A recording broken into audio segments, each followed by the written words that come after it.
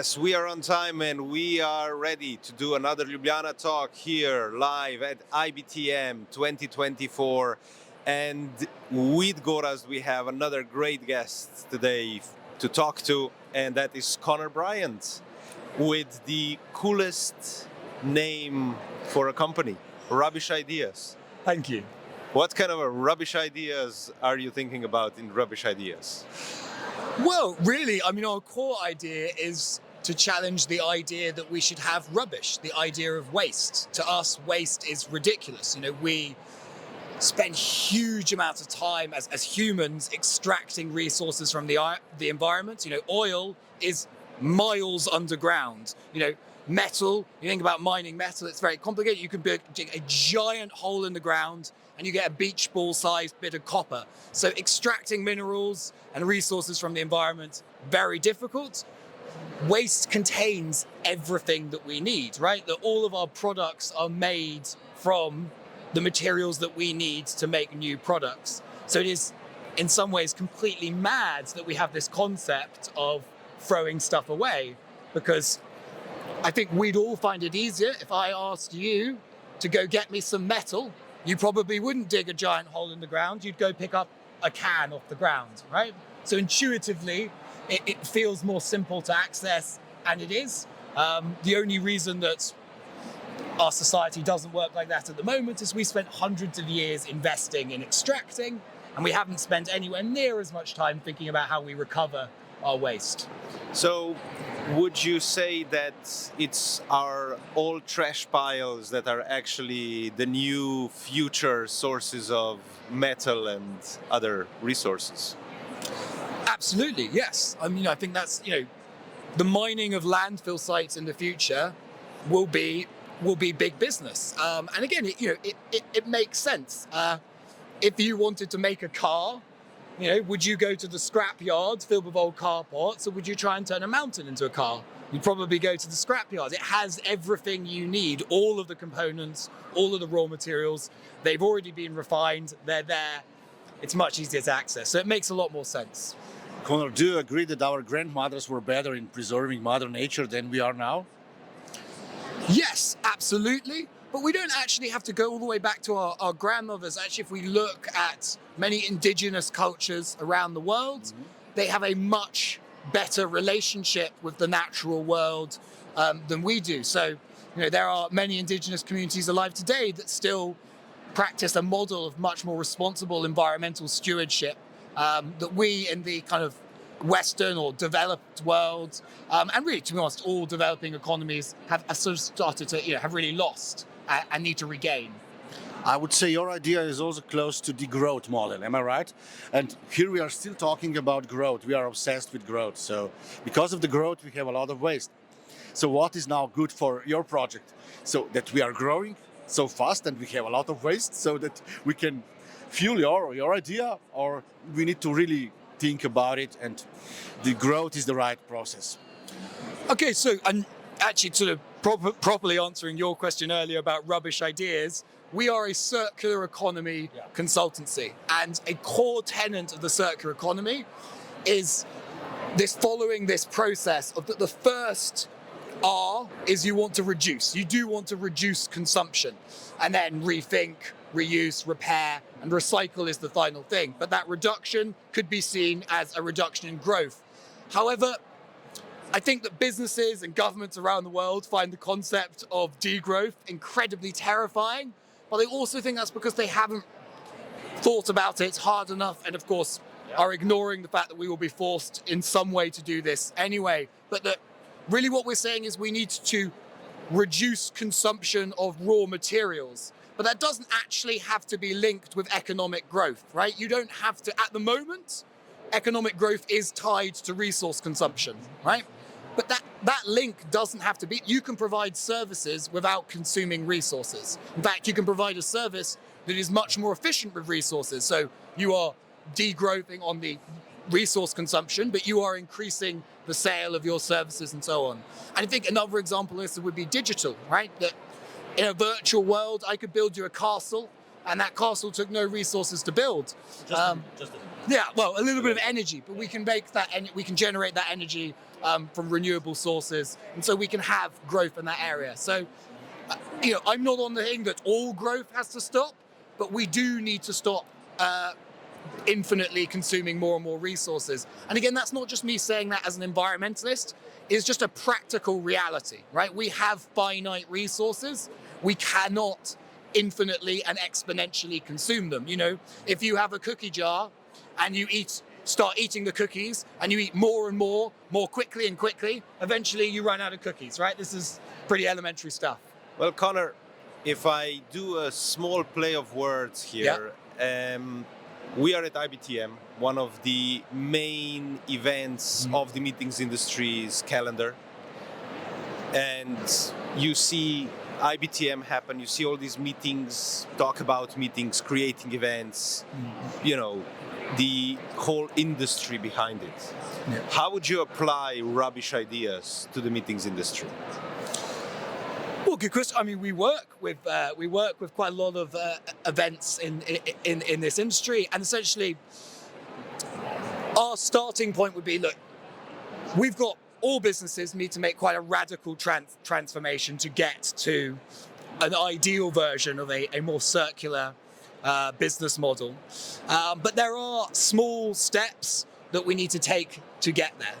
And one of the first starting points is events like this need to start really measuring and understanding their environmental impact. That is really step one to solving this problem. Now, in many ways, we should be there already, right? Most businesses should be doing that. And if you're not, you are behind the trend. And governments and consumers around the world are increasingly expecting good measurement and reporting of your impacts. But of course, also internally, right? That accepting that you will have to take on these challenges eventually, it might be worth knowing where your biggest challenges lie and what is really causing your impact, right? Is that, sometimes it can be that your biggest source of impact is something that you could really easily change. But you're only going to know that if you measure your impact, understand where it comes from, and then can identify what your real pain points are. So by working with the industry, by working with different segments, and because I love the name Rubbish Ideas. Thank you. So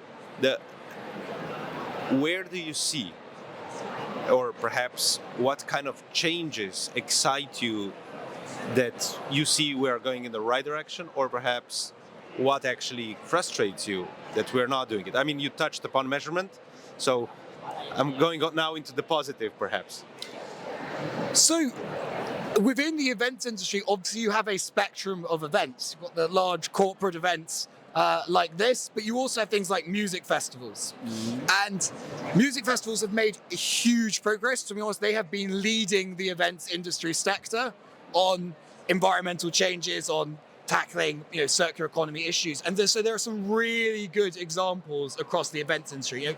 Digital in Amsterdam have committed to being a fully circular, zero waste festival, and have done some incredible things, not just on the measurement piece. That was their starting point, really measure. And now that they've done the measurement, they've been looking at all sorts of ways that they can eliminate waste and introduce more and more reusable packaging. We have a close working relationship with Shambhala Festival in the UK, who I often tout as the leading green festival in the UK. There are other wonderful green festivals, by the way, like Green Gathering and so on, that could easily contend for that top spot. But Shambhala is, I feel, particularly inspiring because it's a large 30,000, 40,000 person festival, sits alongside other large festivals of its type, but really operates in a way that is above and beyond from a sustainability perspective. They put great effort into measuring their results, and in fact, actually, their carbon emissions have been going up year on year on year, not because their carbon emissions have actually been increasing. We suspect their real carbon emissions are decreasing, but their measurement is getting better. And more precise, which is really big. But also introducing reusable packaging systems and really pioneering that. Again, we look at, still here, I can see lots of disposable food service packaging that can be replaced, and events are today replacing that with reusable packaging and smart systems to make that work. It's actually a service we provide and help on as well for our brand Rubbish Reusables, and it's a big move for the industry because it's a great way of removing a lot of significant waste. Well, how close is your approach to the approach of zero waste? Is it similar or actually? So I think that the zero waste term has been hijacked a bit, and that a lot of people say they are zero waste, and what they mean is they no longer send waste to landfill, they send it to incineration, and they call that energy reclamation. Yeah. But to me, that is not zero waste. Incineration, burning things, is a linear system. We took resources that we could have reprocessed and we burnt them, they disappeared. We got some energy out of them, but we will never get that back. So it's gone. That's a one-way journey. So it's just as linear as landfill. And to be honest, increasing studies have shown the carbon consequences of it are as bad, if not worse. But the better and more developed zero waste philosophy we are big fans of, and believe that really that is the future. But of course, really realizing that is through understanding that viewing something as waste is where we've lost the mission. It should never be considered waste. It's not a waste. It's a resource. I can feel your passion, and why this matters to you. This is my first question. But then on the other side, how you will convince somebody who is completely ignorant towards what is happening around us? Mother Nature is angry on us. It's showing that we crossed the red line, the limits. So what would you say to somebody who believes that there is no climate change, no problem at all, no climate crisis, and this is everything as it should be? It's just a natural cycle. Look, I think, in some ways we are slightly beyond debating the people that don't believe in climate change. I really don't, in many ways. We are sometimes in bubbles, in these communities, and we do not understand those people. So what to do with them? So, when you are in the bubble, Absolutely do understand that. But I suppose I would break the climate change deniers into two categories. Okay. Those that are paid to look the other way, right? There's been a huge concerted effort by the oil companies and other adjacent businesses. They have poured billions into misinformation, and unfortunately that has enabled them to buy political pundits, news commentators, and public opinion. And so that has enabled them to muddy the water. And then of course the only other group would be, unfortunately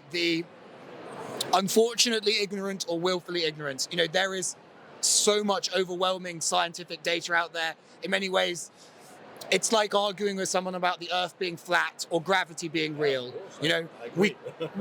I can see gravity is real when I knock the apple off the table. We can see climate change is real through every possible form of measurement. You can take all number of scientific disciplines and it will come to the same conclusion. So in many ways, that's not the debate. I think the more pressing debate is the people that understand that we have a problem, are aware that there's a challenge, but feel that it is either too great or they don't know how to engage with it, or really that it is not their responsibility. And I think that's where we really need to focus our efforts. Talking about responsibility, talking about measurement, talking about the environment. Mm-hmm. Europe has now the ESRS, the protocols that are in place. There's a whole, new mandatory level of measurement of activities by companies. And in a way, it kind of fits to that description that, US innovates, China copies, and Europe regulates. Yeah. Where do you think the solution lies? In the innovation or in regulation?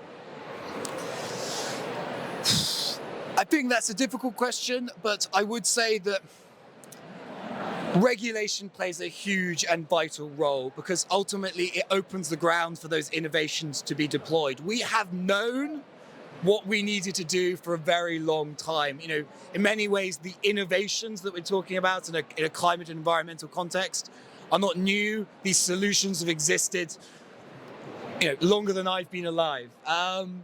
We're not waiting for any magical new technology to come and save us. We don't need that. We have all of the resources, ideas, and technology that we need right now to solve the problem. So it isn't great that there's more innovation going on in this space, but that isn't really the barrier. The barrier is getting that adopted, and that regulation plays a huge role in that. And because ultimately, it's played a role in propping up the previous system. So if we look at the use of recycled material versus virgin material, right? That at the moment, most products are made from virgin resources, and those virgin resources are largely subsidized.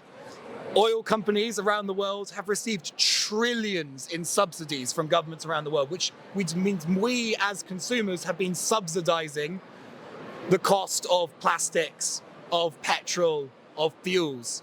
And so we've rigged the system in favor of destructive systems, in favor of virgin resources. And we need to retrain that focus. We need governments to be taxing and regulating fossil fuel companies and subsidizing the alternatives, not the other way around.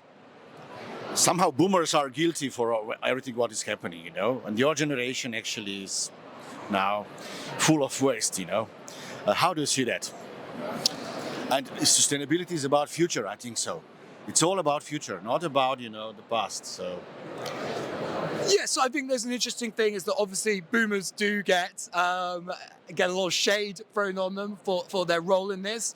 I think that is in part justified, but also, you know, a little unfair. I mean, it is the result of, you know, this really kicked off with the Industrial Revolution, and you aren't the only generation to have followed since then.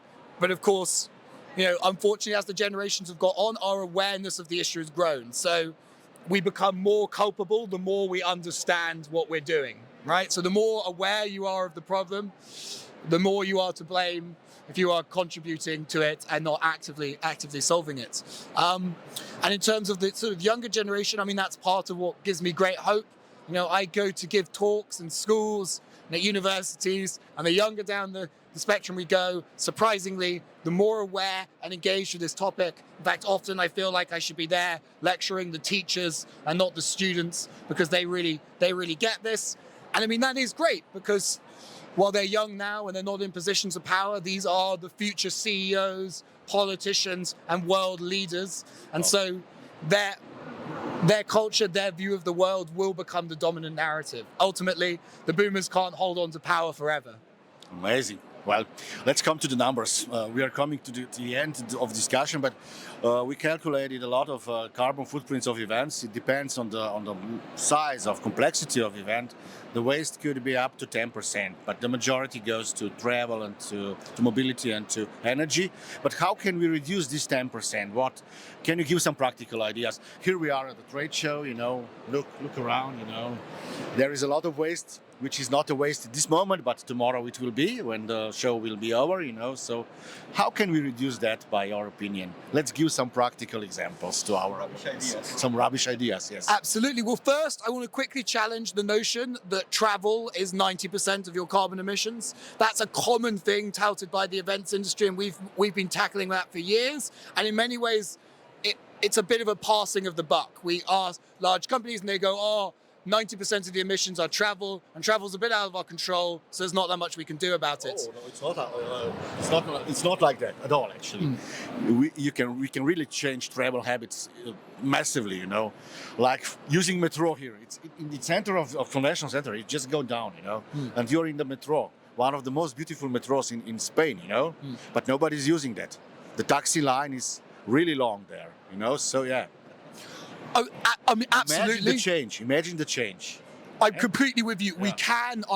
We can do lots about transport as an event as well. I'm not discounting that, but I suppose what I'm trying to get at is that I think it was used as a get out by many to say, look, we're an international event, people are going to fly in, there's not much we can do about it, versus and sort of ignoring the other consequences. And actually, you know, Shambhala, again, going back to their festival, the more they've measured, the more transport accounts for less than 50% of their emissions. It's a local event.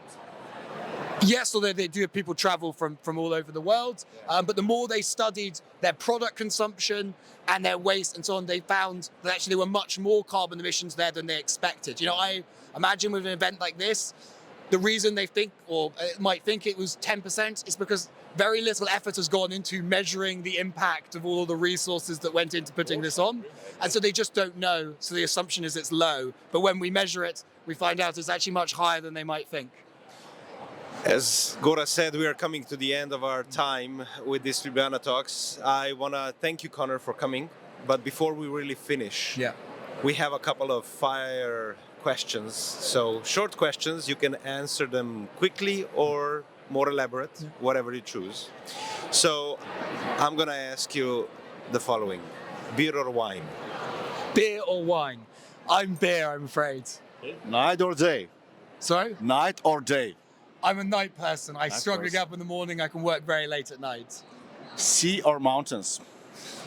Oh, that's a big... I really love skiing, but I also love kite surfing, and they battle for the top spot. So I think I'm gonna have to say mountains, but my kite surfing friends will really berate me for that one. Plane or train? Definitely train. Hands down, train all the way. Train is the way to get around. Planes are not the future. Thank you very much, Connor, to be our guest on Ljubljana Talks. And stay tuned, more fantastic guests coming up.